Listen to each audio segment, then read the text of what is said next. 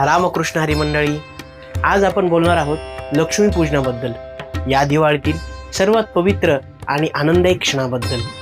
दरवर्षी अश्विन महिन्याच्या अमावस्येला लक्ष्मीपूजन करतात। याच दिवशी का लक्ष्मीपूजन केले जाते जाणून घेऊया आजच्या व्हिडिओतून। नमस्कार, मी तेजस आणि आपण पाहत आहात गिरी तेज।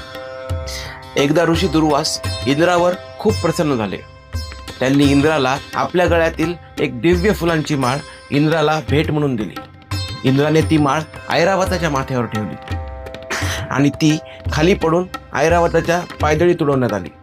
हे बघून ऋषी दुर्वास खूप संतापले आणि त्यांनी इंद्राला शाप दिला, स्वर्गलोकाचा तेज निघून जाईल आणि तुझं सगळं वैभव नष्ट होईल। त्या शापामुळे देव दुर्बळ झाले, ते युद्धात पराभूत होऊ लागले। शिवाय दैत्यगुरु शुक्राचार्यांकडे संजीवन विद्या होती, ते त्या विद्येचा वापर करून मृत दैत्यांना जिवंत करू लागले। अशा वेळेस सर्व देव भगवान विष्णूला शरण गेले। तेव्हा भगवान विष्णूने एक उपाय सांगितला की आता तुम्ही क्षीरसागराचं मंथन करा।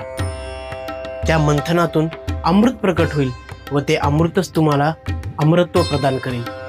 देव आणि दैत्यांनी मिळून मंदारचल पर्वत हा रवी म्हणून मंथनासाठी घेतला। वासुकी नागाला दोरी म्हणून पर्वताच्या बाजूने वेढा घातला व एका बाजूने देवांनी पकडले व दुसऱ्या बाजूने दैत्यांनी पकडले आणि सुरू झाले समुद्र मंथन। काळानुसार त्या मंथनातून अनेक अद्भुत रत्न बाहेर पडली। चंद्र, पारिजात, कल्पतरू, कामधेनू व धन्वंतरी अमृत कलशासह।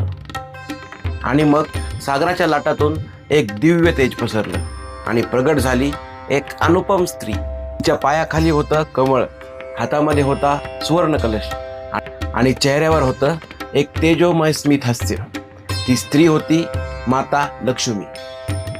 आणि मग मातेने सर्व देवांकडे पाहिले। तिची दृष्टी थांबली भगवान विष्णूवर। त्यांच्या तेजात लक्ष्मी मातेला संतुलन, दया आणि करुणा दिसली।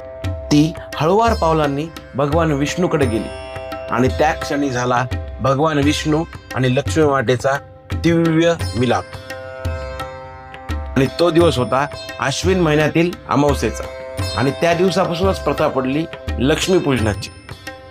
आपण या दिवशी घर स्वच्छ ठेवतो, दिवे लावतो आणि लक्ष्मीचे पूजन करतो। तर ही होती लक्ष्मीपूजनाची कथा। जर तुम्हाला ही कथा आवडली असेल तर कमेंट बॉक्समध्ये आम्हाला नक्की कळवा आणि आमच्या व्हिडिओला लाईक, शेअर आणि सबस्क्राईब करायला अजिबात विसरू नका। धन्यवाद।